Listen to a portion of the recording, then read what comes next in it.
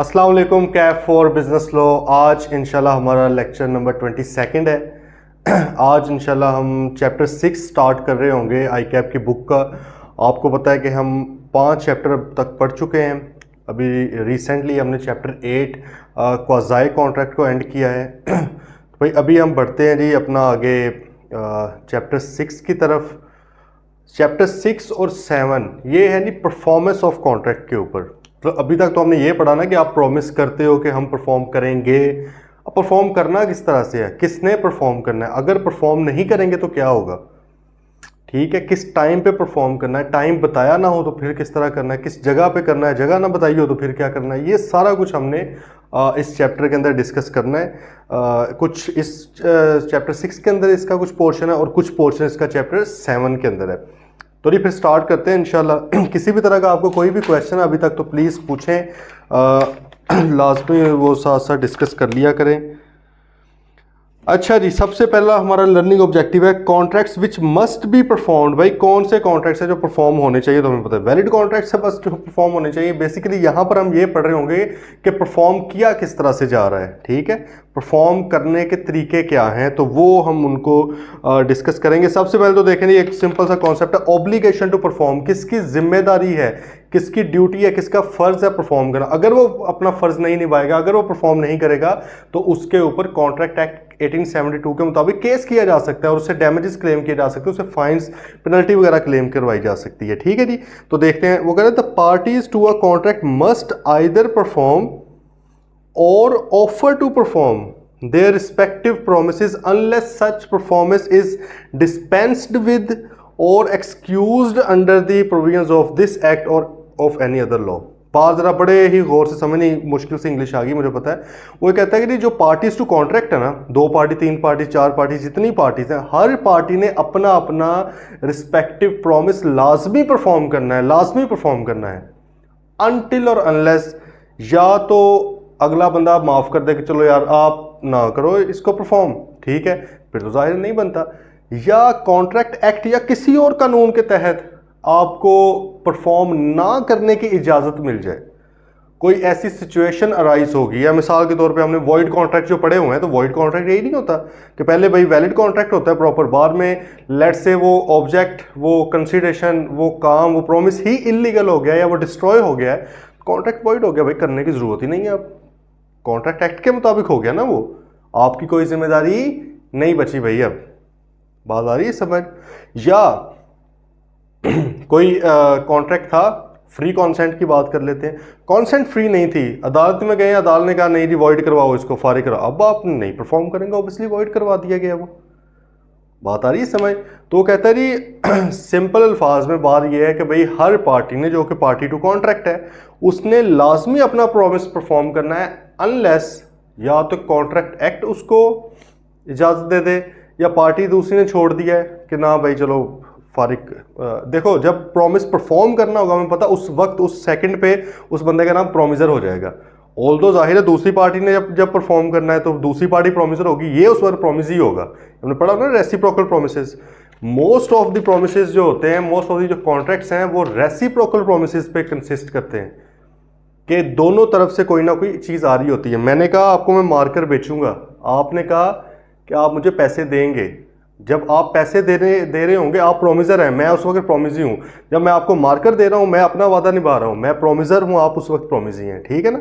तो भाई प्रोमिसर को अगर प्रोमिसी छोड़ दे गया, चलो ना करो, या कॉन्ट्रैक्ट एक्ट की किसी शिक के मुताबिक आपसे वो लाइबिलिटी हट जाए, परफॉर्म करने की ऑब्लिगेशन ख़त्म हो जाए, या आप किसी और कानून के तहत भी हो जाए, तो फिर आपने परफॉर्म नहीं करना, अदरवाइज आपने लाजमी परफॉर्म करना, ये बात थी। अब वो कहता है जी ये जो ऊपर उसने कहा था ना, मस्ट आइदर परफॉर्म और अटेम्प्ट टू परफॉर्म, ये हम अभी नीचे पढ़ने लगे। देखो जो आपने परफॉर्मेंस करनी है, इसको हम लिख सकते हैं टाइप्स ऑफ परफॉर्मेंस। 2 तरह की टाइप्स हैं, इनमें से एक भी अगर जो कोई भी फॉलो कर ली जाए, उसको प्रॉपर परफॉर्मेंस ही कंसीडर किया था। परफॉर्मेंस से मुराद क्या है कि उस बंदे की जिम्मेदारी मुक्ति मिल गई है उसको, अब उसने दोबारा परफॉर्म नहीं करना, ठीक है। बात कर रहे हैं फॉलो, 2 तरह की है। एक तो है एक्चुअल परफॉर्मेंस। एक्चुअल परफॉर्मेंस से मुराद क्या है कि मैंने आपको कहा मैं आपको मार्कर बेचूंगा, मैंने मार्कर पकड़ा दी, आपको बेच दी, मैं डिलीवर कर दिया, आपके हाथ में आ गई मार्कर, ख़त्म हो गई, एक्चुअल परफॉर्म हो गया, आपने एक्सेप्ट भी कर लिया, आपने पकड़ ली। बात आ रही है समझ? एक्चुअल परफॉर्मेंस है। मैंने आपको कहा कि जी मैं आपको 10 मन गंदम प्रोवाइड करूंगा, आप मुझे इतने पैसे दें। आपने कहा ठीक है जी, ये लो लेट से कोई 35,000, ये आपने मुझे पैसे पकड़ाए हैं। जैसे ही आपने मुझे पैसे पकड़ाए हैं, आपकी तरफ से परफॉर्म हो चुका है, मैंने आगे से एक्सेप्ट कर ली है। इधर से जब मैंने आपको गंदम पकड़ाई है, आपने गंदम एक्सेप्ट कर ली है, मैंने डिलीवर की, आपने आगे से एक्सेप्ट कर ली, एक्चुअल परफॉर्मेंस होगी, कोई मसला नहीं होगा किसी तरह का। इसमें तो कोई मसला है ही नहीं ना समझने में, ये तो इंतहाई सिंपल सी बात नहीं है। आप आए जी grow Y school of business में, आपने कहा जी बिजनेस लॉ के लेक्चर्स लेने, आप लोगों ने फ़ी जमा करवा दी, मैंने एक्सेप्ट कर ली फ़ी, आगे से हमारी मैनेजमेंट एक्सेप्ट की, आपको एक मैसेज उन्होंने भेज दिया कि ये आपके आगे आपकी तरफ से हो चुका है परफॉर्म, एक्चुअल परफॉर्मेंस। अब हमारी तरफ से परफॉर्म होना है, हम लेक्चर्स डिलीवर कर रहे हैं, आप तक पहुंच रहे हैं, दिस इज़ एक्चुअल परफॉर्मेंस। ये क्योंकि सर्विस है तो ओवर द टाइम होगी, ये मतलब कि बैक वक्त या सडनली आप उसे क्या एट वंस नहीं हो सकती, ठीक है, एक ही टाइम पे नहीं हो सकती, ओवर द टाइम होगी। जैसे जैसे हो रहा है परफॉर्मेंस एक्चुअली डिलीवर हो रही है, सही है ना, ये एक्चुअल परफॉर्मेंस है, इसके अंदर कोई मसला नहीं है। आपने एक एसी मंगवाया, आपने कहा यार एसी आपने लेके भी आना, इंस्टॉल भी करना है, ठीक है, फिर मैं आपको पैसे दूंगा। वो आ गया, एसी भी आया, उसने इंस्टॉल भी कर दिया, आपने पैसे दिए, एक्चुअली परफॉर्म हो गया, खत्म होगी बात। अब दोबारा आप उसे कहेंगे यार वो तुमने एक वादा किया था एसी, वो कहेगा भाईजान मैं एक्चुअली परफॉर्म कर चुका हूँ, the contract has ended, the contract has completed, complete हो चुका है भाई। बात आई समझ? एक्चुअल परफॉर्मेंस समझने में कोई मसला नहीं हमें होना चाहिए, तो सिंपल सी बात है। मसला जो थोड़ा बहुत होना चाहिए ना, वो भी इंशाल्लाह नहीं होगा, वो एक दूसरी चीज़ है, वो है अटेम्प्ट टू परफॉर्म। जैसे attempt to pass paper, paper pass करने के लिए अटेम्प्ट की जाती है लेकिन ज़रूरी है कि हो जाए पास, लाजमी है, मतलब 100% रिजल्ट तो नहीं आता ना ई कैप का। क्या कहते हैं, एक्चुअल परफॉर्मेंस का मतलब एक्चुअली कर दिया गया है, हर तरह से खत्म होगी बार, अगले ने भी एक्सेप्ट कर लिया, सही। अटेम्प्ट टू परफॉर्म से मुराद क्या है कि यार परफॉर्म करने की कोशिश की थी, अगले ने एक्सेप्ट नहीं किया। अगर अगले ने एक्सेप्ट कर लिया ना, फिर वो उधर आएगा ही नहीं, वो उसके लिए तो ये वाला कॉन्सेप्ट मौजूद है। ये कॉन्सेप्ट क्या है कि आपने अटेम्प्टेड एंड एक्सेप्टेड, प्रोमिजर ने अटेम्प्ट की, प्रोमिजी ने, इसको इस तरह लिख ले, अटेम्प्टेड बाय प्रोमिजर एंड बड़ा जरूरी है, और नहीं है यहां पे, मतलब उर्दू वाला और है, इंग्लिश वाला और नहीं है। Attempted by promisor and accepted by, पता है ना परफॉर्म करने वाले को उस वक्त, उस मोमेंट पे, उस सेकंड पे क्या बोल रहे होते हैं हम यही प्रोमिजर बोल रहे होते हैं, दूसरा प्रोमिस ही बन जाता है। प्रोमिजर ने अटेम्प्ट की, कोशिश की करने की, अगले ने एक्सेप्ट कर ली, खत्म कहानी। इधर क्या हुआ फिर, इधर जाहिर है फिर ये वाला हिस्सा नहीं हुआ होगा, ये हो जाता तो इधर आया था ना, उसको एक्चुअल बोलते हैं हम। इधर उस गरीब ने सिर्फ अटेम्प्ट टू परफॉर्म किया है, इसको हम फिर क्या लिख सकते हैं, अटेम्प्टेड बाय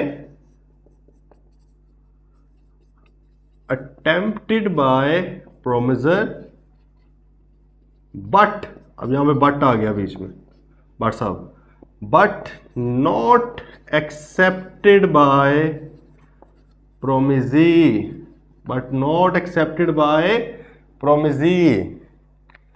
अटेम्प्ट की है पेपर पास करने की, आई कैप ने एक्सेप्ट नहीं की। ये वैसे एग्जांपल है, इसमें कोई ये कॉन्ट्रैक्ट थोड़ी था कि आपने एक्सेप्ट करना ही करना है, वैसे आपको बता रहा हूँ। तो भाई अटेम्प्ट आपने परफॉर्म करने की मैंने आपको क्या कहा था कि गंदम डिलीवर की जाएगी, यदि आपसे 35,000 लिया हुआ है, मैंने आपको गंदम डिलीवर करूंगा, मैं गंदम लेकर पहुंच गया हूं। अभी आगे पढ़ेंगे कि पहुंचने के भी तरीके, ये नहीं कि मैं रात के 3 बजे पहुंच गया, अगला तो नहीं एक्सेप्ट करेगा भाई, वो हम आगे सारा कुछ पढ़ेंगे, फिलहाल इसका बेसिक कॉन्सेप्ट समझें। मैं भाई गंदम लेकर पहुंच गया उस तमाम तर लवाजमात के साथ, जो जो आपने कहा था, हर कंडीशन को पूरा करते हुए, आपने आगे से एक्सेप्ट ही नहीं की, आपने बिला वजह लारा लगा दिया, मैं नहीं हूं यहाँ पे, मैं फलां फलां फलां, इस तरह कोई ना कोई कहानी डाल दी। कानून कहता है कि शहबाज साहब, अब आपको ये वाला कॉन्ट्रैक्ट, ये वाला प्रॉमिस दोबारा परफॉर्म करने की जरूरत नहीं, उससे 35,000 मैं आपको लेकर दूंगा। अगर पहले दे दिए हैं तो खा जाओ, खत्म होगी कहानी, आपने कर दी है ना अटेम्प्ट, आपने पूरी कोशिश की है, वो आगे पढ़ेंगे। वैलिड अटेम्प्ट क्या होती है, उसके एसेंशियल्स भी होते हैं कि ये अगर आपकी चीज़ें मौजूद हैं आपकी कोशिश के अंदर तो बस फिर मैं जानू अदालत कहती मेरे से आगे ले ले, फिर जो इसने गंदुम लेनी है ना अब आपने प्रोवाइड नहीं करनी दे। देखो इधर अगर मैंने एक्चुअली परफॉर्म कर दिया था, मैंने अटेम्प्ट किया, अगले ने एक्सेप्ट किया, दोबारा तो नहीं ना मैं ये वाला अटेम्प्ट करूंगा, मतलब तो दोबारा महीने बाद मुझे यार वही वाली गंदुम दोबारा दो जो कॉन्ट्रैक्ट किया। मैं कहूँगा भाईजान एक्चुअली परफॉर्म हो चुका है, कॉन्ट्रैक्ट हैज एंडेड, खत्म होगी ये बात। ऐसे ही है कानून कहता इधर भी अगर आपने वैलिड अटेम्प्ट की थी, पढ़ेंगे अभी वैलिड अटेम्प्ट की थी तमाम तर एसेंशियल्स के साथ, कोई नुक्स नहीं था उसके अंदर, अगले बंदे ने एक्सेप्ट नहीं की तो यार इसको मैं सबक सिखाता हूँ। इसने जो एक्सेप्ट नहीं ना की, सिर्फ प्रोमिजर की जिम्मेदारी नहीं होती अटेम्प्ट करने की, अगले का मकसद, अगले का भी वो है ना जिम्मेदारी एक्सेप्ट करना उसको। अगर प्रोमिजर ढीट हो जाए, एक्सेप्ट ही नहीं करता तो क्या करें, तो कानून ने यहाँ पे प्रोमिजर को तहफ़्फ़ुज़ दे दिया है, कहता मैं प्रोटेक्ट करूँगा आपको, बस छोड़ दें। अगर इसने पैसे दे दिए हुए थे गंदुम के वो रख लें बस, अब आपने दोबारा कभी भी इसको गंदुम इस कॉन्ट्रैक्ट के तहत नहीं करनी, अगर ये मांगेगा दोबारा नए वाला कॉन्ट्रैक्ट करो। और अगर आपने पैसे अभी लेने थे इससे तो मैं लेके दूंगा, केस करो जरा इसके ऊपर, मैं अभी करूंगा। वो अगली पार्टी आया के कहेगी सर जी मुझे तो मिली नहीं गंदुम, वो कहेगा हाँ बड़ी माशाल्लाह, वो फिर कॉन्ट्रैक्ट एक्ट 1872 खोलेगा, वो कहेगा भाई उसके अंदर पढ़ो जाके, एक्चुअल परफॉर्मेंस भी वैलिड है उतनी ही, और अटेम्प्ट टू परफॉर्म ही भी उतनी ही वैलिड है जितनी एक्चुअल परफॉर्मेंस है। उसने पूरी कोशिश की थी यार, तुम उसके एसेंशियल्स के अंदर कोई मसला निकाल दो यार इसने ये वाली शिक नहीं पूरी की, फिर चलो हम कंसिडर कर लेंगे हाँ यार उसने फेल्ड अटेम्प्ट की थी, ठीक है। लेकिन अगर वो तमाम तर लवाजमार के साथ आया तो भाईजान अब प्रोमिजर की जिम्मेदारी खत्म, मुक्ति मिल चुकी है उसको, अब वो ये वाला कॉन्ट्रैक्ट दोबारा नहीं परफॉर्म करेगा। और आइए गल समझ, बेसिक बात पता लग गई है, अब आगे चलते हैं। उसने कहा भाई दो तरह की परफॉर्मेंस हो सकती है, एक्चुअल या ये। एक्चुअल सिंपल है जी, when the promisor has made the performance in accordance with the terms of the contract and it is accepted by the promisee, उसने भी एक्सेप्ट कर लिया, it is called an actual performance. Example देखिए, Azam contracted to deliver Babar at his warehouse on 1 November 500 bales of cotton of a particular quality. उसने कहा कि मैं 1 नवंबर को आपको 500 बेल्स दूंगा, ठीक है, प्रोवाइड करूंगा। Azam brought the cotton of requisite quality, वो लेकर आया to the appointed place on the given time day वगैरह, and Babar took the delivery of goods, और बाबर साहब ने आगे से एक्सेप्ट भी कर ली। भाई खत्म होगी कहानी, बस गुड, वेल डन, ठीक है। तो वेल डन हो गया भाईजान, यहाँ पे आपका एक्चुअली परफॉर्म हो गया है, बस अब इसको दोबारा परफॉर्म करने की जरूरत आजम को नहीं है, आजम साहब ने डिलीवर कर दी है गुड्स। बाबर का प्रॉमिस अलग बात है, वो पता नहीं उसने पैसे एडवांस में दिए हैं या देने हैं, वो परफॉर्म करेगा, वो भी जब एक्चुअली करेगा वो आगे से एक्सेप्ट हो जाएगा तो ठीक है। ये तो बिल्कुल सिंपल थी ना बात। अब अगली बात पे, अटेम्प्टेड परफॉर्मेंस। अच्छा, अटेम्प्टेड परफॉर्मेंस को टेंडर भी कहते हैं, क्या कहते हैं, टेंडर का मतलब पेश करना, पेश करो, ठीक है। क्या मतलब है टेंडर का पेश करना। अच्छा, अब एक टेंडर हमने पढ़ा हुआ है उधर, invitation to offer is not an offer, याद है चैप्टर 2, उसके अंदर क्या पढ़ा था, invitation to offer is not an offer, और उसकी एग्जांपल में हमने एक चीज टेंडर पढ़ी, वो टेंडर कुछ और है। प्लीज खुदा का वास्ता है दोनों को सेम नहीं रखना, एक ही वर्ड के डिफरेंट मतलब हो सकते हैं, एक ही वर्ड के डिफरेंट मतलब हो सकते हैं, कोई इसमें किसी तरह का मसला नहीं है। वो टेंडर का मतलब क्या है, जब आप टेंडर फ्लोट करते हैं पब्लिकली कि भाई आओ लोगों बोली लगाओ, आप कितने कितने में ये वाली गुड्स या सर्विसेज दोगे, ठीक है। ये टेंडर है पेश करना, प्रेजेंट करना। हम भी आपको सर्विसेज टेंडर कर रहे हैं, ठीक है, रेंडर भी होता है वैसे, टेंडर भी होता है प्रेजेंट कर देना चीज को, ठीक है, सिंपल सा इंग्लिश का ये वर्ड है। अच्छा, अब यहां पर वो कह रहा है जी टेंडर की गई है, ऑफर सॉरी अपनी परफॉर्मेंस पेश की गई है आपके सामने कि सर ये लें एक्सेप्ट करें इसको अटेम्प्टेड परफॉर्मेंस क्यों बोला जा रहा है, एक्चुअल क्यों नहीं बोला जा रहा, क्योंकि ये ऐसी चीज है जो अगले बंदे ने एक्सेप्ट नहीं की।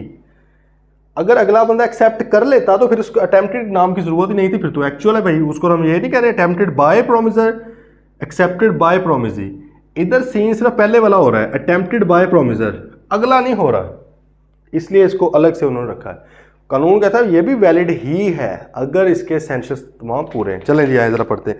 When the promisor has made an offer of performance but the offer of performance, अच्छा इसका नाम अटेम्प्टेड परफॉर्मेंस भी है, इसका नाम टेंडर ऑफ परफॉर्मेंस भी है, इसका नाम ऑफर ऑफ परफॉर्मेंस भी है। तीनों नाम है, तीनों की तरह किसी भी पेपर में आ सकता है, तो आपको आइडिया होना चाहिए। But the offer of performance of promiser is not accepted by the promiser. Attempted by promiser but not accepted by the promisee.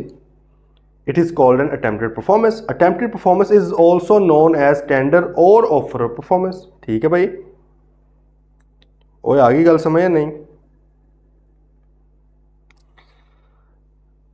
पहले इसके एसेंशियल्स पढ़ते हैं, फिर एक और चीज़ मैं आपको बताता हूँ। एसेंशियल्स पे आ रहे हैं जी। Essentials of a valid offer of performance और essentials of a valid tender और essentials of a valid attempted performance. एक वैलिड बिल्कुल लीगल अटेम्प्टेड परफॉर्मेंस किसको कहा जाएगा? अगर ये उसने ना बताया होता तो कोई भी बंदा हमें, मैं उसे कह रहा हूँ कि फॉर एग्जाम्पल एक गाड़ी लेके आनी है, ठीक है, वो रात के 4 बजे 3 बजे आके गाड़ी ले खड़ा हुआ है, मैं क्यों भाई एक्सेप्ट करूँ? मैं उस वक्त अब जागूँ वहाँ पे, क्या करूँ वहाँ पे?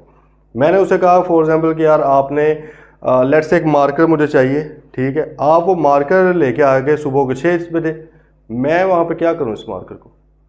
बात आ रही समझ? अगर हम ये एसेंशियल्स बीच में ना डालते तो कोई भी बंदा जो है वो सही तरह अटैम्प्ट ही ना करता, लेकिन जिम्मेदारी अगले के ऊपर आया थी सारी कि हाँ भाई मैंने तो अटैम्प्ट कर दिया, चलो जी मेरी तो जो है रिस्पॉन्सिबिलिटी उतर चुकी है, मेरा प्रॉमिस परफॉर्म हो चुका है, चलो अब आप पैसे दो। बात आ रही है समझ? ठीक है, इसलिए कानून ने एसेंशियल्स डाल दिया कि यार अगर ये चीज़ें तमाम की तमाम मौजूद है ना, फिर मैं इसको वैलिड टेंडर समझूंगा। अगर तुमने वैलिड टेंडर किया हुआ और फिर भी प्रोमिसी ने एक्सेप्ट नहीं किया, फिर मैं कहूँगा हाँ यार नहीं तुम्हारा कोई कसूर नहीं है प्रोमिसर, तुम बड़े अच्छे बंदे हो, मैं तुम्हारा हक लेकर दूंगा उससे। लेकिन अगर वैलिड टेंडर ही ना हुआ तो फिर छतरोल होगी आपकी, ठीक है, फिर आपको या तो परफॉर्म दोबारा करना पड़ेगा, और अगर डे टाइम गुजर चुका हुआ परफॉर्म करने का, फिर प्रोमिसी आपके ऊपर केस भी करेगा, जुर्माने भी भरवाएगा। ठीक है जी। चले यार इधर एसेंशियल्स इधर लिखते हैं, मस्ट बी अनकंडीशनल। परफॉर्म करते हुए भाई कंडीशन नहीं कोई लगा सकते, कंडीशन कोई नहीं लगा सकते। एग्जाम्पल देख लें, आपने बंदे को कहा कि यार आपने वही गंदम वाली लेते एग्जाम्पल, मैंने आपको कहा कि यार ये लो 35,000 मुझे 10 मन गंदम आपने प्रोवाइड करनी है। आपने कहा सर मैं गंदम लेकर आ गया हूँ, आ रहे हैं ज़रा बाहर, लेकिन 2 मिनट है आपके पास, फटाफट ज़रा इसको देखना है, मैंने निकलना है। मैंने कहा यार ये मतलब क्या बात हुई, 2 मिनट के अंदर कोई देखी जाती चीज़? आपने कहा चलो आप ऐसे करें कि 10 मिनट ले लें, लेकिन उसके बाद आपने खुद अपने कंधों पे उठा के इसको उतारना है नीचे, मैं नहीं उतारूंगा। मैंने कहा यार ये मतलब मेरा तो नहीं है काम, मैं किस तरह उठाऊंगा? आपने तो कॉल पे कहा था कि सब कुछ आप अरेंज करेंगे, आप मेरे उधर घर तक या वेयर हाउस तक आप पहुंचाएंगे इस चीज़ को। अब आप अजीब बात कर रहे हैं, कंडीशन लगा रहे हैं न्यू वाली, जो कि पहले नहीं थी एग्रीड। बात आ रही समझ? अनकंडीशनल होना चाहिए, ठीक है। या लेट्स से पहले बात ही नहीं हुई कि पैसे किस तरह देने हैं, एक रीजनेबल मोड होता है कि फॉर एग्जांपल कैश की सूरत में देने हैं, ठीक है।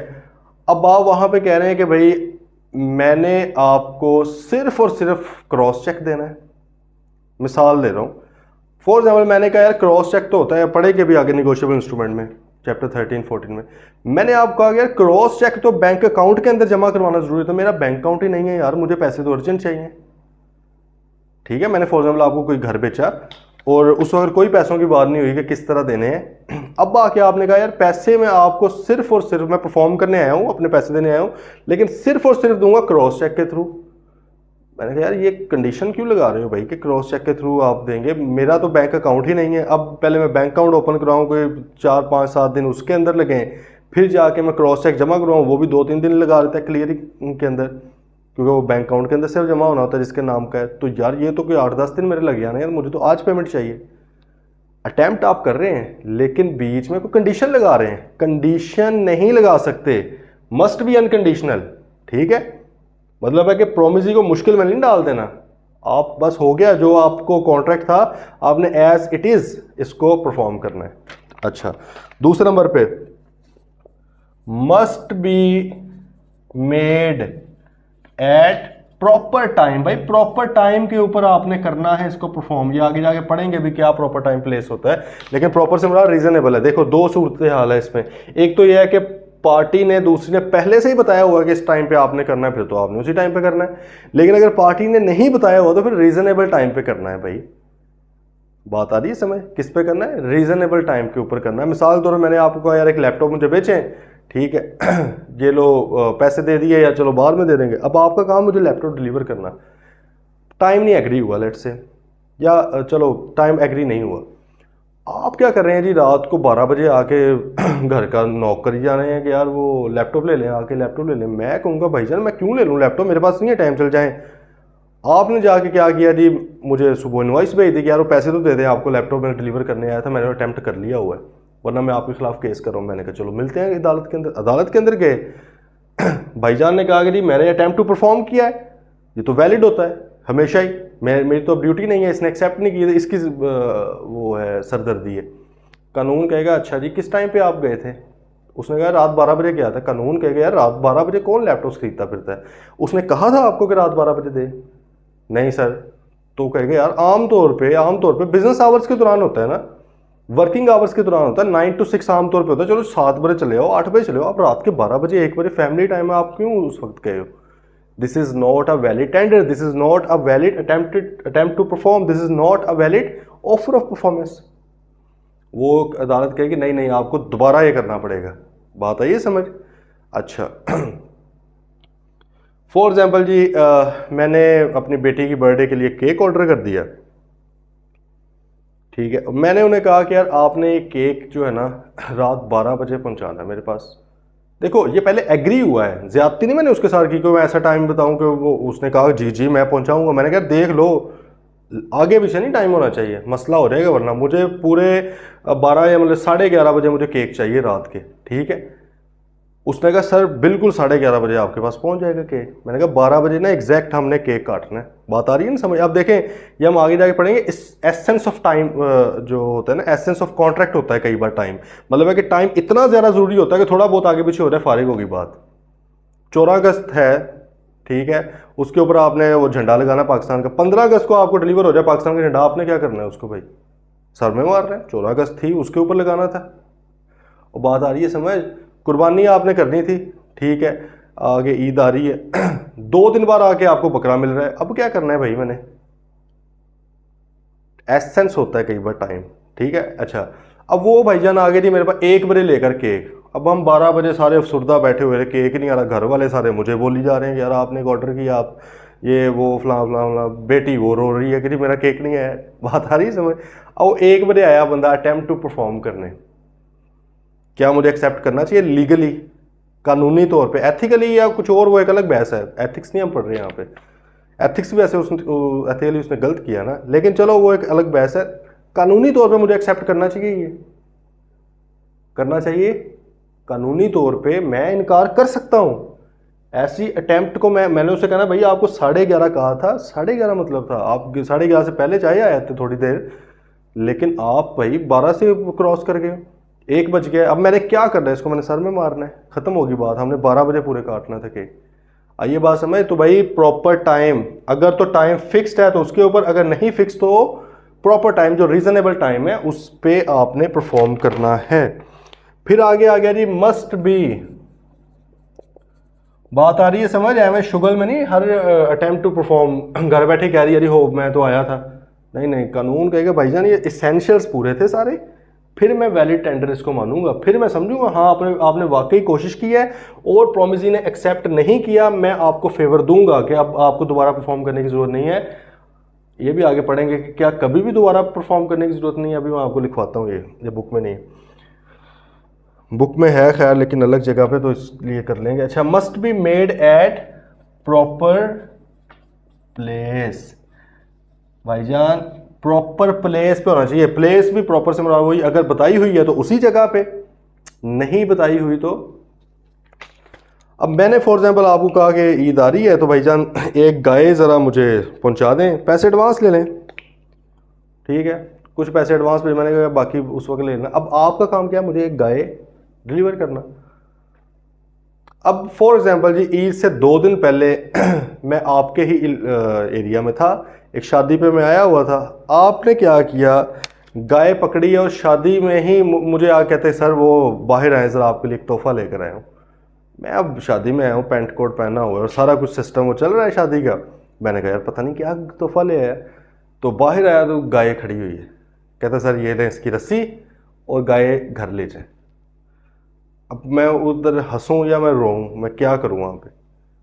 और आप भाग रहे हो। मैंने कहा यार भाई रुको, ये मैं नहीं लेके जा रहा इसको, मैं कहाँ पे लेके जाऊं? मेरा हक बनता है ना ये कहने का कि मैं नहीं एक्सेप्ट कर रहा इसको। मैं इसको कहाँ पे अब मतलब कि इस टाइम पे, और शादी में मैं आया हूँ, मैं शादी अटेंड करूँ या मैं इसको गाय को संभालता फिर वहाँ पे? बात आ रही है समझ? प्रॉपर प्लेस नहीं थी। अब उसकी प्रॉपर प्लेस क्या थी? या तो मैंने आपको बताई हो कोई, आमतौर पर घर ही बताया होगा। अगर नहीं भी बताई हुई तो प्रॉपर प्लेस घर ही है भाई।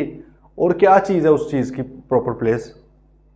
ठीक है, मैंने आपसे फर्नीचर ऑर्डर किया, ऑफिस का फर्नीचर। मैंने आपको कहा कि फॉर एग्जाम्पल कोई 2 कॉन्फ्रेंस टेबल और मुझे 15 चेयर्स चाहिए।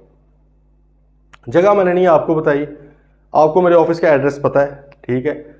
नहीं भी पता आप कॉल करके पूछ सकते हैं भाई, इसमें क्या मतलब कि मसला है, ठीक है। अच्छा, लेकिन आपने कुछ नहीं किया, आपने अपने तौर पर क्या किया, मेरे घर लेकर चले गए सारा फर्नीचर, ठीक है। और मैं घर पे था 6-7 बजे शाम के, मैं ऑफिस से घर गया, आप उधर फर्नीचर का भाईजान ये आपका फर्नीचर आ गया। मैंने कहा यार मैंने तो ऑफिस के लिए ऑर्डर किया था, तो ऑफिस में डिलीवर करो ना। सर वो आपने बताया ही नहीं। मैंने कहा आपको मेरे ऑफिस का पता है? उसने कहा जी जी मुझे पता है, मैं अक्सर आता हूँ वहाँ पे काम शाम करने। वो यार भाई तुम्हें जब पता जो है तो तुम घर क्यों लेकर आए हो इसको? मैं घर में इसको क्या करूँ? मैं इसको एक्सेप्ट नहीं करता, अगर डिलीवर करना ऑफिस जा करो। आपने कहा नहीं नहीं मैं इधर ही छोड़ रहा हूँ, अदालत में मिलते हैं। अदालत में चले गए, अदालत ने सबसे पहले कहा भाईजान प्रॉपर प्लेस पे हुआ है। तो उसने कहा कि इन्होंने बताया ही नहीं था कहाँ पे होना है। तो मैंने कहा कि भाईजान अगर ना बताया तो क्या होना चाहिए? अदालत ने फिर कहा कि भाई रीजनेबल प्रॉपर प्लेस के ऊपर होना चाहिए। ऑफिस का फर्नीचर है, क्या आपको इनके ऑफिस का पता रहा? पहले आप वहाँ पे काम करते हैं, जाहिर सर्कमस्टांसेस देखे जाएंगे। उसने कहा जी पता तो है मुझे, मैं पहले भी वहाँ पे काम शाम भी मैंने किया है, डिलीवर भी चीज़ें डिलीवर भी की हैं। तो अदालत कही कि बेवकूफ़ आदमी, फिर तुम उसके घर के अंदर क्यों लेकर चले गए सामान इतना? ये वहाँ पे घर में कहाँ पे इसको रखे? खुद वहाँ पे उठा के फिरता फिरे। तुमने डिलीवरी के पैसे लिए हैं? बिल्कुल जी लिए हैं। आइए बात समझ। तो ये जो है ना, ये चीज़ प्रॉपर प्लेस पे होगी तब इसको वैलिड ऑफर माना जाएगा। नेक्स्ट है, it must be made under such circumstances that the person to whom it is made, जिसको की गई है मतलब promisee, may have a reasonable opportunity of ascertaining that the person by whom it is made is able and willing there and then to do the whole of what he is bound by his promise to do। ठीक है, अब ये इसका short बड़ा मुश्किल ही है तो यहां से पढ़ लें। कहना क्या चाह रहा है? वो कहना ये चाह रहा है कि भाई अगर आपने मतलब इस तरह के सर्कमस्टांसिस में किया है कि जिस जो प्रोमिसी है वो ये असर्टन कर सके कि यार ये जिधर जिस बंदे से आनी थी उसी बंदे से आई ये चीज, ठीक है। उसको इतनी समझ आनी चाहिए कि यार मैंने जिस बंदे को ऑर्डर किया था ये उसी बंदे ने भेजी है, वो बंदा खुद आ गया है करने या उसने अपना कोई एजेंट भेजा हुआ है, लेकिन हुई उसी की तरफ से परफॉर्म है, फिर वो इसको एक्सेप्ट करेगा। अगर फिर भी नहीं एक्सेप्ट करता फिर मैं कहूँगा प्रोमिसी की गलती है यहाँ पे। लेकिन अगर उसको समझ नहीं आ रही ऑर्डर आया कहाँ से, या मिसाल के तौर पे अगर आपको एक कोरियर आ जाता है किसी चीज़ का, ठीक है, और कोई पता नहीं है कहाँ से कोरियर है, ठीक है कोई आपको रिक्शा आया, उसने कोई सामान डिलीवर किया और रिक्शे वाला कह रहा पता नहीं है जी वो उन्होंने भेजा है, फलां ने भेजा, फलां, आपको पता ही नहीं है यार कि किसने भेजी है चीज़, ठीक है। तो आप वहाँ पे एक्सेप्ट नहीं कर रहे उसको, आप कहते हैं अभी मैं एक्सेप्ट करूँ, मैं इसको यूज़ कर लूँ, फिर वो क्वाज़ाई कॉन्ट्रैक्ट बन जाए मेरा, कहीं पड़ा हुआ है आपने कॉन्ट्रैक्ट एक्ट। बात आ रही है समझ? वो कहे यार मैंने तो ऑर्डर भी नहीं की, मैं अगर इसको इस मतलब इस बंदे को मुझे पता नहीं है कि मैंने इससे मंगवाई है कि नहीं, मैंने तो किसी और से मंगवाई हुई है चीज़, पता लगे बाद में वो वाली भी आ जाए और ये भी मैं यूज़ कर बैठूँ, क्वाज़ाई कॉन्ट्रैक्ट हो जाए, मुझे इसको पैसे देने पड़ जाए, गुड्स डिलीवर करनी पड़ जाए वापस। आ रही है बात समझ? तो इसलिए फिर आप वहाँ पे ऑब्वियसली नहीं एक्सेप्ट कर रहे। तो देखें जी, अगर ये इसको इस तरह चलो लिख लेते हैं, promisee can ascertain the promiser उसको पता लग सकता हो कि यार इसका प्रोमिसर कौन है, किसने मुझे चीज़ें प्रोवाइड की हैं, या उसका एजेंट वगैरह, मतलब उसको आइडिया हो रहा हो कि यार ये कहाँ से चीज़ें आई हैं, फिर वो एक्सेप्ट करेगा। आइए बात समझ। और लास्ट क्या है जी हमारा एक, if the offer is an offer to deliver anything, अगर तो कुछ डिलीवर करने वाली ऑफर, देखो दो तरह की हो सकती है ना प्रॉमिस, पैसे भी देने हो सकते हैं, सर्विस देनी हो सकती है, गुड्स डिलीवर करने हो सकते हैं। बात आई समझ, एक तरफ डिलीवरी होती है चीज़ की और एक तरफ पेमेंट होती है, ऐसे ही है ना, दोनों की प्रॉमिस है, दोनों की अपनी अपनी परफॉर्मेंस है। वो कहता है if the offer is an offer to deliver anything to the promisee, the promisee must have a reasonable opportunity of seeing that the things goods offered is the thing which the promisor is bound by his promise to deliver. तो इसका मतलब क्या है, sufficient time to inspect the goods, यही मतलब हो गया ना कि अगर प्रोमिसी को इंस्पेक्शन का, ये देखने का कि भाईजान जो ऑर्डर मैंने चीजें की थी, यहां पर सिर्फ गुड्स की बात कर रहा है, गुड्स की, या सर्विसेज का तो खैर वो जाहिर लेते हुए आइडिया होता है कि क्या ये वही बंदे की सर्विसेज है, ठीक है। गुड्स में क्या है कि भाई जो चीजें डिलीवर आपको की जा रही है, प्रोमिसी के पास सफिशिएंट टाइम होना चाहिए कि वो ये असर्टन कर सके, वो समझ सके, वो इंस्पेक्ट कर सके कि यार जो जो चीज़ें मैंने ऑर्डर की थी वही आई हैं, इनकी क्वालिटी, इनकी क्वांटिटी सारी वही है, इनका जो आप समझ स्पेसिफिकेशन है ये वही हैं। बात आ रही समझ। आपको एक लैपटॉप डिलीवर किया गया है, ऑनलाइन आपने मंगवाया है, ठीक है, तो वो बंदा आपको लैपटॉप डिलीवर करने आ गया। अच्छा, अब यहाँ पर भी देखें, एक वैसे न्यू चीज़ है कि दराज वगैरह से आपको चीज़ ऑर्डर करते हैं, वो कहते हैं जी पेमेंट पहले होगी, पार्सल बाद में खोलना है, लेकिन वो फिर आपको रिटर्न पॉलिसी देते हैं एक लाजमी। बात है ये समझ, वो रिटर्न पॉलिसी होती है कि अगर आपको एक चीज़ किसी तरह से ख़राब मिलती है, वो वाली स्पेसिफिकेशन की नहीं मिलती, तो आप वापस भी कर सकते हैं, वो दे देते हैं। लेकिन अदरवाइज अगर वो रिटर्न पॉलिसी भी ना हो कि आप कभी भी इसको वापस भी नहीं कर सकते और आपको पार्सल भी ना खोलने दें, फिर आप उसको एक्सेप्ट ना करें, क्योंकि आपने कहना कि भाईजान आपने मुझे तो टाइम ही नहीं दे रहे कि मैं इंस्पेक्ट करूं गुड्स को, मुझे खोल के देखने तो दें, नहीं देखने देना तो मुझे रिटर्न पॉलिसी दे दें कि अगर ये चीज़ें ना निकली, जाहिर है मैं उसको प्रूव करूंगा। होता है ना कि आप वो अनबॉक्सिंग की वीडियो बना लेते हैं, बेहतर होता है वैसे, अगर आपने कोई ऑनलाइन चीज़ ऑर्डर करनी हो तो उसको ओपन करते हो, अनबॉक्सिंग की वीडियो बनाए। मैंने अभी कोई मेरे ख्याल में 5-6 माह हो गए लैपटॉप मंगवाया था, तो वो ख़राब निकला। ख़राब मतलब क्या कि वो उसमें कोई मसला आ गया। अब वो शुक्र है कि मैंने ना उसकी वीडियो बनाई हुई थी, तो वो जाहिर साबित करना आसान होता है। साबित तो दूसरी तरह भी किया जा सकता है, लेकिन वो फिर मुश्किल है ना, ओरल अगर हो, मैं सिर्फ बहस कर रहा हूँ या मेरे एक माइंड में है कि यार मैंने देखा था, वो यकीन दिलवाना मुश्किल है। लेकिन उसकी क्योंकि वीडियो बनाई हुई थी, वो बॉक्स ओपन करने की, फिर उसको लैपटॉप को चलाने की, और वो मसला भी बीच में आया, तो वो बड़ा इजी हो जाता है, ठीक है। तो अगर तो आपको रिटर्न पॉलिसी दी हुई है तो फिर तो बेशक आप उसको अगर इंस्पेक्शन ना भी करें, ठीक है, लेकिन अदर देन ये अब सर्कमस्टांसेस पे डिपेंड करता है किस तरह की चीज़ है। मिसाल के तौर पे आपने जो है कोई स्पेसिफिक किस्म के, लेट से आपने शूज़ की शॉप है आपकी और आपने शूज़ ऑर्डर किए हैं, अब वो काफ़ी ज़्यादा बॉक्सेस आ गए, ठीक है, और वो बंदा जो है वो सिर्फ डिलीवर करके फ़ौरन कहता है चलो जी मैं जा रहा हूँ, ठीक है। आप कहते हैं भाई इस तरह नहीं मैंने जाने देना, मुझे पहले इंस्पेक्ट करने दो, मुझे देखने दो ये चीज़ें सारी, क्या ये वही है जो मैंने ऑर्डर की थी, क्या इनकी क्वांटिटी, क्या इनकी क्वालिटी, क्या इनके फीचर स्पेसिफिकेशन वही के वही है जो मैंने आपको ऑर्डर किए थे। बात आ रही है समझ। तो आप फिर देखने का, अगर आपके पास टाइम नहीं दे रहा वो बंदा, तो वो टेंडर वैलिड नहीं है।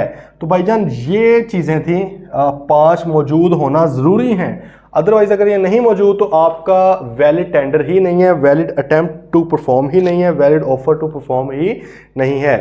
मस्ट बी अनकंडीशनल, कंडीशन ही लगा सकते कि ये करोगे, ठीक है, फलां चीज़ करो, इस तरह नहीं आप कर सकते भाईजान, कोई कंडीशन नहीं, पहले जो लगनी थी कंडीशंस लग चुकी हैं, अब आपने सिर्फ कॉन्ट्रैक्ट के मुताबिक इसको परफॉर्म करना है। परफॉर्म करते हुए कोई एडिशनल कंडीशन नहीं लगा सकते। Must be made at proper time, अगर तो टाइम बताया हुआ है तो उस टाइम पे परफॉर्म करें, टाइम नहीं बताया हुआ तो यार रीजनेबल टाइम में करें, आमतौर पर वर्किंग आवर्स के दौरान करें, ठीक है, ये रीजनेबल टाइम होता है। Must be made at proper place, place अगर बताई हुई है तो सिर्फ और सिर्फ उसी प्लेस के ऊपर आपने ऑफर करनी है, नहीं बताई हुई तो यार कोई प्रॉपर प्लेस, रीजनेबल प्लेस के ऊपर करें, वो सर्कमस्टांसेस पर डिपेंड करती है।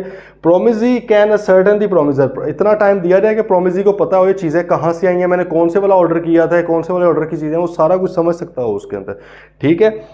Sufficient time to inspect the goods, आपने भाई सफिशिएंट टाइम देना है प्रोमिजी को कि वो गुड्स की इंस्पेक्शन कर सके क्वालिटी क्वांटिटी वगैरह के लिहाज से, डिफरेंट चीज़ों के लिहाज, ताकि वो तसल्ली कर हो ना, उसकी तसल्ली करवानी है, ठीक है। अगर तसल्ली उस वक्त नहीं करवा सकते फिर उसको रिटर्न पॉलिसी दें कि भैया ना आप वापस कर सकते हैं, ठीक है। तो ये सिचुएशंस थी। अच्छा, अब हमने अभी तक क्या पढ़ा है कि सर अगर एक पार्टी अटेम्प्ट टू परफॉर्म करे,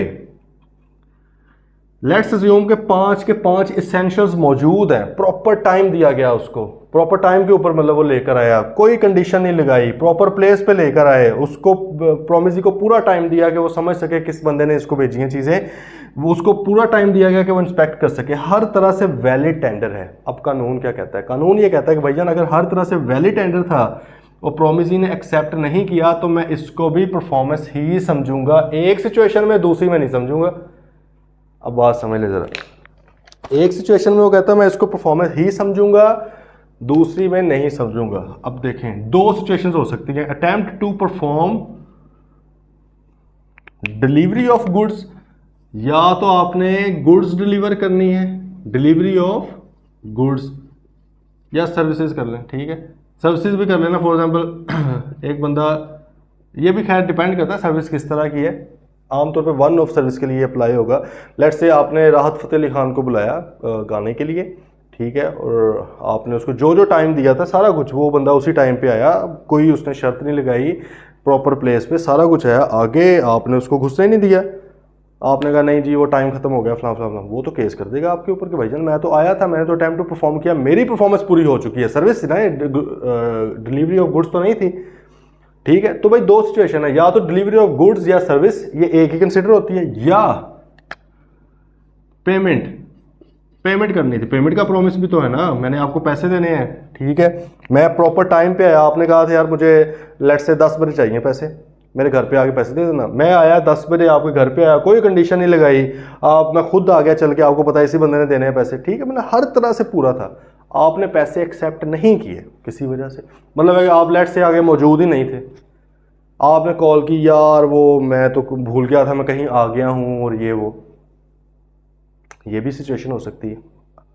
अब कानून ये कहता है कि भाईजान अगर तो आपने गुड्स या सर्विसेज डिलीवर करने की अटेम्प्ट की है वैलिड वाली और प्रोमिसी ने एक्सेप्ट नहीं की, तो भाई आपकी जो अटेम्प्ट है इसको वैलिड कंसिडर किया जाएगा, या आप ये कह लें, इधर अब थोड़ा आउटसाइड हो जाएगा बाहर, इधर हम लिख लेते हैं, नो नीड टू री परफॉर्म, भाई अब आपको दोबारा परफॉर्म करने की ज़रूरत नहीं है, दोबारा राहत फ़तेह अली खान को उसी कॉन्ट्रैक्ट में दोबारा से गाना गाने की ज़रूरत नहीं, वो कहेगा अब नया करो, पहले के पैसे दो, मैं आया था, या गुड्स डिलीवर करनी थी, दोबारा से गुड्स डिलीवर करने की ज़रूरत नहीं है, दोबारा करनी है, वो नए वाला कॉन्ट्रैक्ट होगा, उसके अलग पैसे होंगे, सही है, इस वाले के भाई पैसे दो, तो वो कहता है कि नो नीड टू री परफॉर्म इस केस में।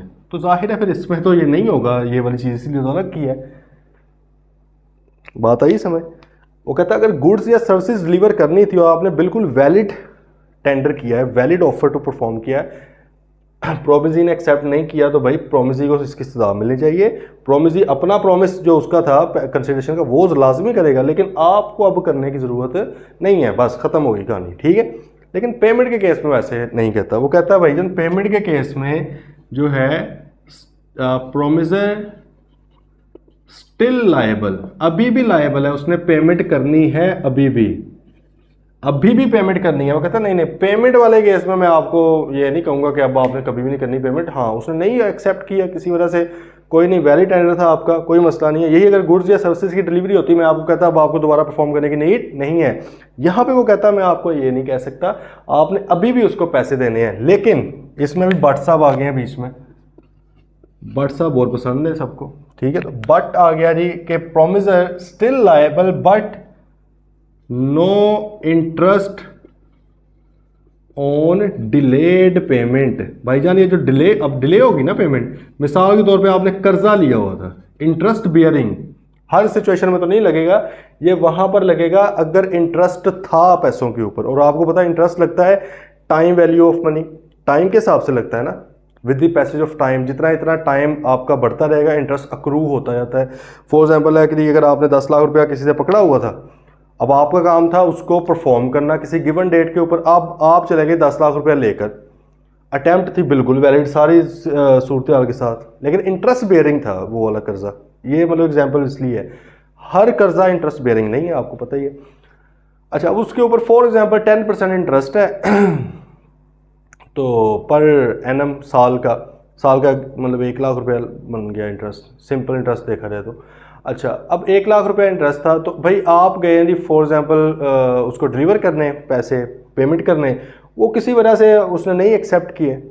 अब कानून कहता है कि यार ये नहीं कि अब आपने उसको 10 लाख अभी देना ही नहीं है, भाई चला आपने अभी भी 10 लाख देना है, लेकिन अब डिले जो पेमेंट हुई है ना, फॉर एग्जांपल आपने लेट्स से गए थे 31 दिसंबर को, लेकिन उसने कहा यार अभी मैं नहीं अवेलेबल फलां चीज़ें, चलो तुम ऐसे करना 31 जनवरी को आना, 30 दिन, 1 महीना बढ़ गया आगे, 1 महीना इंक्रीज हो गया।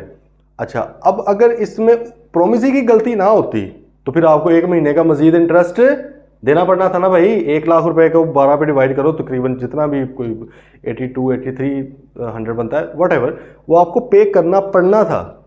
ऐसे ही है, अगर प्रोमिसी की गलती ना होती, यहाँ पर आपको सिर्फ इतना फेवर मिल रहा है कॉन्ट्रैक्ट एक्ट 1872 की तरफ से, लॉ की तरफ से, कि भाई अगर पेमेंट डिले हुई है, क्योंकि डिले करने में गलती किसकी है, प्रोमिसी की। आप वैलिड टेंडर लेकर के उसने एक्सेप्ट नहीं किया, प्रोमिसी की गलती है, आपकी कोई गलती नहीं है। आप पेमेंट अभी भी दोगे उसको, लेकिन ये जो आगे टाइम बढ़ गया ना, इसकी वजह से जो इंटरेस्ट मजीद ऐड हुआ है, वो इंटरेस्ट पे करने की जरूरत नहीं है, वो रिमिट हो गया, वो खत्म हो चुका है। आइए गल समझ, ठीक है। तो भाई जरा क्विकली रिवाइज कर लेते हैं। टाइप्स ऑफ परफॉर्मेंस, सर 2 तरह की परफॉर्मेंस हो सकती है। एक तो एक्चुअल है, आपने अटेम्प्ट की प्रॉमिस करने परफॉर्म करने की, प्रॉमिस इन एक्सेप्ट भी कर लिया, वेल डन, ठीक है, तो भाई खत्म होगी बात। अब दूसरी बार क्या थी, आपने अटेम्प्ट की परफॉर्म करने की, लेकिन प्रोमिसी ने एक्सेप्ट नहीं की, तो क्या हर अटेम्प्ट को, चाहे वो वैलिड हो इनवैलिड हो, उसको कानून मानेगा? नहीं, कानून कहता है भाईजान if there are 5 essentials in that attempt to perform in that tender or in that offer of performance, तो फिर वो कहता है कि मैं समझूंगा कि प्रोमिसर को रिलीफ मिलना चाहिए। प्रोमिसर ने सही किया, अब इसको रिलीफ मिलना चाहिए। रिलीफ किस शक्ल में होगा? वो कहता है भाई रिलीफ 2 शक्लों में है। अगर तो आपका प्रॉमिस था गुड्स या सर्विसेज डिलीवर करने का, तो भाईजान फिर तो आपको कभी भी जिंदगी में ये वाली गुड्स सर्विसेज डिलीवर करने की जरूरत नहीं है। हाँ, नया कॉन्ट्रैक्ट होगा, नए पैसे होंगे, सब कुछ, लेकिन इसी कॉन्ट्रैक्ट के तहत आपको दोबारा प्रॉमिस परफॉर्म करने की जरूरत नहीं है। आपने बिल्कुल वैलिड परफॉर्म किया था, उसने नहीं एक्सेप्ट किया, उसकी गलती है। लेकिन दूसरी तरफ अगर वो कहता है कि आपका ये प्रॉमिस था पेमेंट करने का, पैसे देने का प्रॉमिस था, और आपने वैलिड प्रॉमिस वो जो टेंडर की है, ऑफर की है, प्रोमिसी ने एक्सेप्ट नहीं की, प्रोमिसी की गलती है, लेकिन आपने स्टिल, ये नहीं मैं कहूँगा कि नो नीड टू रीपे, अब आपको पे करने की जरूरत नहीं, वो कहता है ये नहीं मैं कह सकता, आपको अभी भी पे आपने करना है। Promisor is still liable to pay but no interest on delayed payment. लेकिन ये जो डिले होगी ना पेमेंट, इसके ऊपर जो इंटरेस्ट लगना था, अगर जरूरी नहीं है, हमेशा नहीं लगता, आपने किसी दोस्त से पैसे लिए नहीं आपसे इंटरेस्ट चार्ज करा, आपने उधार पे गुड्स ले लिए, क्रेडिटर्स आम तौर पे इंटरेस्ट चार्ज नहीं करते, ठीक है। तो मोस्टली जो केसेस के अंदर वो इंटरेस्ट नहीं चार्ज हो रहा होता, लेकिन बैंक्स वगैरह से लेंगे तो चार्ज भी होगा। तो खैर भाई, वो कहता है कि अगर कोई था इंटरेस्ट, तो अब ये जो डिले हुआ है ये किसकी वजह से हुआ है? प्रोमिसर साहब की वजह से हुआ। अब इसके ऊपर आपने इंटरेस्ट नहीं देना इस अमाउंट पे, ये जो इंटरेस्ट की अमाउंट बनी है। आगे बात समझ, ओके है, कोई मसला। लेकिन इंटरेस्ट सिर्फ डिलेड पेमेंट वाला, पिछला वाला नहीं माफ़ होगा। ये है ना कि फॉर एग्जाम्पल लाख रुपया कर्जा लिया था, 10 लाख रुपया कर्जा लिया था, उसके ऊपर 1 लाख रुपया इंटरेस्ट हो चुका है, मतलब है कि अभी आपने उसको 11 लाख वापस करना था प्रिंसिपल प्लस इंटरेस्ट, लेकिन वो कोई 8500 लेट से और ऐड हो चुका है। अब आपका बन रहा है 11,50,000 कितना बन जाता है, 11,08,500 रुपया, ठीक है। वो कहता है 8,500 वो क्योंकि प्रोमिसी की गलती की वजह से वो मैं माफ़ करूंगा, लेकिन बाकी का लाख रुपया इंटरेस्ट वाला और 10 लाख रुपया प्रिंसिपल अमाउंट वो तो आपने करना ही करना है वापस। सिर्फ डिलेड पेमेंट वाला इंटरेस्ट वो कहता है मैं माफ़ करूंगा। आगे समझ भाई या कोई नहीं? चल आ जाए भाई, एग्जाम्पल देखें जरा। एग्जाम्पल 2 आजम वाली। Azam contracted to deliver to Babar at his warehouse On 1st November, 500 bales of cotton of a particular quality. Azam brought the cotton of requisite quality to the appointed place on his on appointed day during the business hour. बिल्कुल सब कुछ ज़बरदस्त चल रहा था and Babar refused to take the delivery. लेकिन उसने नहीं लिया. वो कहता है it is a case of attempted performance because Azam has done what he was required to do under the contract act. उसने भाई वो कर दिया है कि वो जो उसने करना था. अब इसका कंक्लूजन जब आपने निकालना है तो आपने कंक्लूजन यही निकालना है कि if there is a valid offer of performance और valid tender to perform in case of delivery of goods और services the promisor need not to री perform the delivery of goods और services under the same contract. अब उसने दोबारा वो नहीं करना, ठीक है, लेकिन हाँ वो पैसे निकलवाएगा उससे प्रोमिस. एग्जाम्पल 3 देखें. Anam who is a debtor of ABC limited offers to pay the amount due if ABC Limited also allots her 500 shares at par value. वाह माशाल्लाह. ABC Limited से कर्जा लिया हुआ जी अनम ने. अनम कहती थी मैं आपको पैसे दे देती हूँ लेकिन यार मुझे 500 शेयर तो ज़रा अलॉट करें. कंडीशन लगा दी है. ये क्या फजूल बात है, ठीक है. मैंने आपसे उधार पे सामान उठाया हुआ है लेट से 50 लाख रुपए का. मैं पेमेंट करने आया, ऑफ़र मैं अपनी जो टेंडर कर किया मैंने कहा यार ये लो 50 लाख रुपए, लेकिन यार तब मिलेगा अगर तुम मुझे 5 लाख का डिस्काउंट दोगे. ये क्या फजूल बात है. अनकंडीशनल होनी चाहिए ना. कंडीशन क्यों लगा रहे हो? 50 लाख पूरा देना था आपने, ठीक है. वो अलग बात है, अगला चाहे छोड़ दे आपको, वो भी हम आगे पढ़ेंगे कि प्रोमिसी में रिमिट, वो रिमिट कर सकता है, वो छोड़ सकता है आपको. भाई हो सकता है वो 50 लाख में से 40 लाख लेकर चलो यार कोई नहीं तुमने यही दे दिया, बड़ी बात है, 10 लाख रख लो. ये उसकी मर्जी है, आप कंडीशन नहीं लगा सकते, ठीक है. Example 4. Adeel ordered a cake from Shangrila Bakers for his daughter's birthday on 17th August. Shangrila Bakers brought the cake on 15th August for delivery. 2 दिन कितने रखी है उन्होंने केक का, वो सारा टेस्ट ही खत्म हो गया. बल्कि फ्रिज में भी आप रखो, फ्रीजर में भी रखो, तो अब क्या मतलब सेंस नहीं ना बन रही चीज़ की. भाई 17th August को चाहिए, 15 को ले आए हैं, या लेट से 17 को चाहिए 19 को ले आए हैं, की करिए उनका. झंडा चाहिए था 14 अगस्त को, इंडिया में चाहिए था 15 अगस्त को, वो लेकर आ गया 20 अगस्त को. क्या झंडे को करें, ठीक है. वो चाहत फतेह अली खान का भी गाना आया था यार. Example 5. Azam is the tenant of Babar. Azam साहब जी बाबर के टेनेंट है. He offers him rent at a marriage party. वाह, मैरिज पार्टी, भाई शादी के अंदर. वो कह रहा है सर नजर आ ही गए ये ले पैसे. खैर वो पकड़ ही लेगा वैसे पैसे, लेकिन अजीब लग रहा है, ठीक है. या फॉर एग्जाम्पल जी वो जो था आजम इज टेनेंट ऑफ बाबर, और बाबर की अपनी शादी हो रही है. फॉर एग्जाम्पल बाबर साहब दूल्हा बैठे हुए हैं, उधर मौलवी साहब निकाह के लिए आए हैं, वो टेनेंट भी आया हुआ था शादी पे. उधर मौलवी पूछा कबूल है कबूल है कबूल है, और इधर भाईजान ये कोई टेनेंट है किराएदार, वो आगे उसको किराया पकड़ा रहे हैं कि भाईजान पकड़ लो, प्रॉपर प्लेस नहीं है. सड़क पे चलते हुए पकड़ा दिए पैसे. किसी वो फोतगी पे गया हुआ है, उधर पैसे निकाल. बात समझ रहे हैं ना भाई, रीजनेबल नहीं है जगह. तो आप रीजनेबल प्लेस पर अगर करोगे that is not a valid tender. अच्छा, Waqas is debtor of Babar. Waqas ने भाई बाबर के पैसे देने. Waqas offers to pay in instalments to Babar while the contract stipulated payment in full. ठीक है, देखो उसने जो कॉन्ट्रैक्ट था वो ये था कि आपने पूरा 10 लाख रुपया देना है. अब वकास साहब आए, वो कहते हैं यार ये 2 लाख अब पकड़, बाकी के हर महीने 2-2 लाख ले ली. भाई कंडीशन क्यों लगा रहे हो? आपका कॉन्ट्रैक्ट सिंपल था कि आपने पूरा का पूरा कॉन्ट्रैक्ट परफॉर्म करना है. Example 7. Kamran delivered the goods to Waqas at 2 PM as agreed. बिल्कुल जैसे एग्री हुआ था जबरदस्त. But did not allow him any time for inspection of good. लेकिन उसको कोई टाइम ही नहीं दिया इंस्पेक्शन का. चीज़ें डिलीवर की और उधर ही भाग गया. वो बेचारा ऊपर से स्टेज से उतर के नीचे आया, उसने कहा हाँ जी भाई किधर हो, मैंने चीज़ें देखनी है. कहता बस वो तो निकल गए.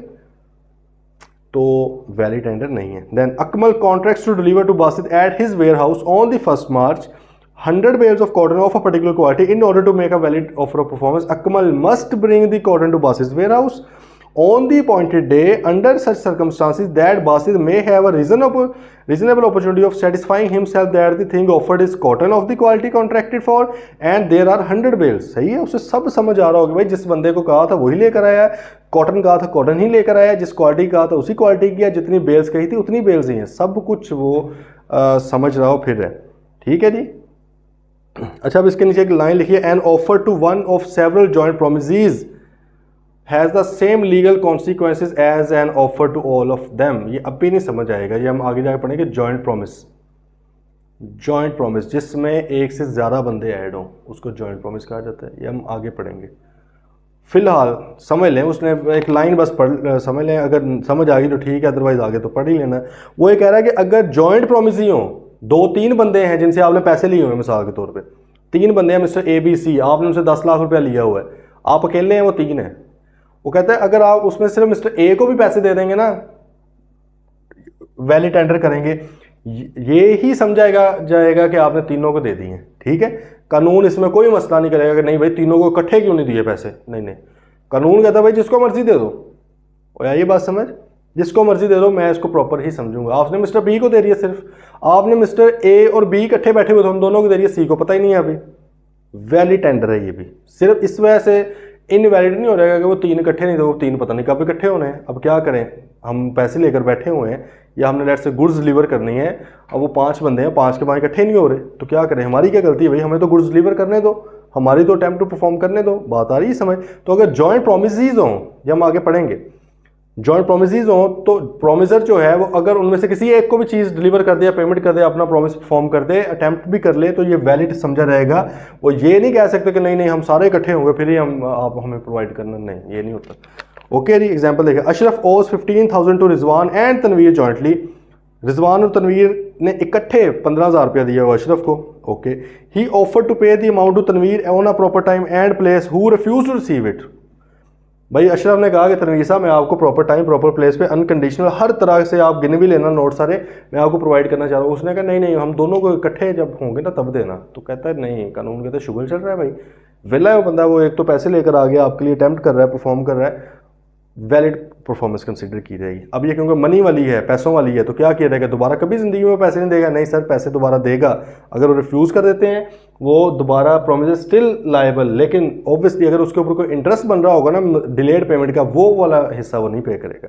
लेकिन अगर यही होती गुड्स डिलीवर करनी होती तो तनवीर साहब ने कहा नहीं दोनों को करना है इकट्ठे, भाई चलो अल्लाह हाफिज़ मैं जा रहा हूँ वापस, ठीक है, अब कोई नो नीड टू री परफॉर्म। ओके जी। Obligation of representatives of the promisor,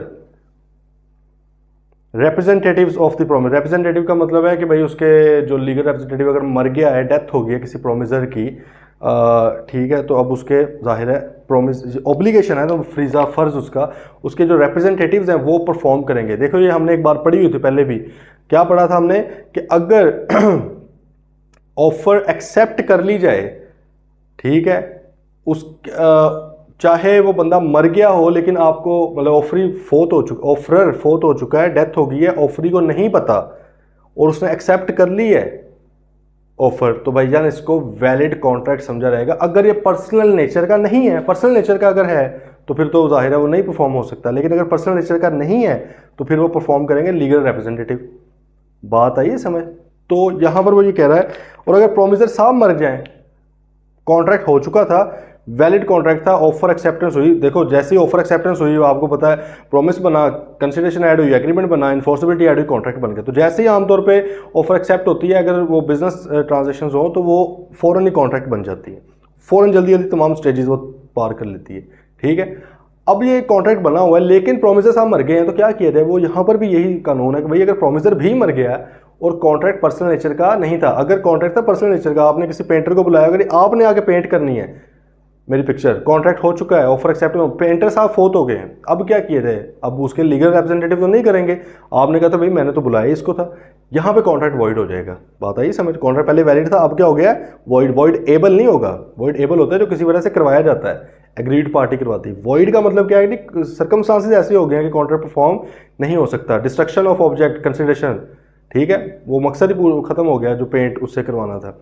लेकिन अगर आपने कहा कि मैं लैपटॉप आप मुझे बेचें, ठीक है, अब आपको छोड़े, खैर कोई भी प्रोमिसर है उसने लैपटॉप सेल करना है, प्रोमिसर की डेथ हो गई है, अब उसके जो बच्चे वगैरह हैं वो प्रोवाइड करेंगे, ठीक है, लैपटॉप तो प्रोवाइड कर सकते हैं, कौन सी पर्सनल नेचर का काम है। तो उसने कहा promises bind the representative of the promisor in case of death of such promisor before performance unless a contrary intention appears from the contract. Contrary intention से मुराद है कि अगर तो आपने इसमें एग्जांपल दी है कॉन्ट्रैक्ट ऑफ पर्सनल नेचर, कोई personal nature का कॉन्ट्रैक्ट, जैसे आप लिख रहे हैं कोई स्पेशल टैलेंट है, सिंगिंग, पेंटिंग वगैरह, तो ये है। एक और लिख लें कि अगर कॉन्ट्रैक्ट में स्पेसिफिकली लिखा हुआ है कि पर्सनल नेचर का तो नहीं है लेकिन परफॉर्म सिर्फ और सिर्फ ये बंदा करेगा, अगर आपने स्पेसिफिकली मेंशन कर दिया कि परफॉर्म सिर्फ और सिर्फ यही बंदा करेगा, कोई और नहीं करेगा, बेशक वो पर्सनल नेचर का, वो ऐसा कोई नहीं है कि वो सिर्फ ये कर सकता रहा, कोई और भी कर सकता रहा, लेकिन कानून में आपने कॉन्ट्रैक्ट के अंदर स्पेसिफिकली मेंशन अगर कर दिया कि सिर्फ ये करेगा तो फिर उसी को करना पड़ेगा। ठीक है, एग्जांपल देखें, Ajmal promises to deliver goods to Bano on a certain day on payment of 1000।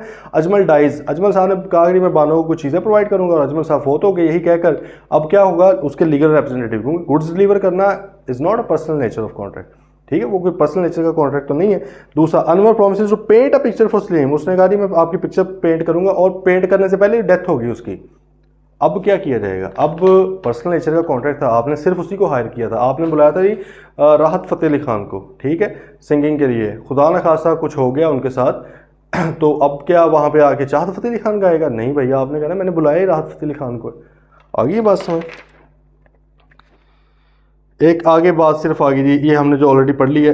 Effect of refusal to perform promise wholly, नहीं ये हो रहा, effect of refusal to perform promise wholly when a party to a contract has refused to perform, ये promisor की बात हुई ना, perform promisor ने करना होता है, हैज़ रिफ्यूज टू परफॉर्म और disable himself from performing his promise in its entirety, या तो परफॉर्म पूरा कर नहीं रहा या वो सिचुएशन ऐसी बन गई कि पूरा परफॉर्म नहीं कर रहा वो, मतलब या तो विलिंगली नहीं कर रहा, ठीक है, या उसने कोई सिचुएशन ऐसी क्रिएट कर दी है कि वहाँ पे वो पूरा नहीं हो पा रहा perform, the promisee may put an end to the contract, promisee contract को एंड कर सकता है। देखो मैं आपने मुझे देने थे 10 लाख रुपए कैश में देने थे, फ़ौरन नहीं देने थे, आपने कहा यार मैं 7 लाख रुपया दूंगा, मेरा पूरा हक है ना, मैं कहूँगा भाई मैंने नहीं लेने, मैं अभी इधर कॉन्ट्रैक्ट खत्म करता हूँ आपके ऊपर, मैं केस करता हूँ, मेरे पास हक बनता है ना इस चीज़ का, ठीक है।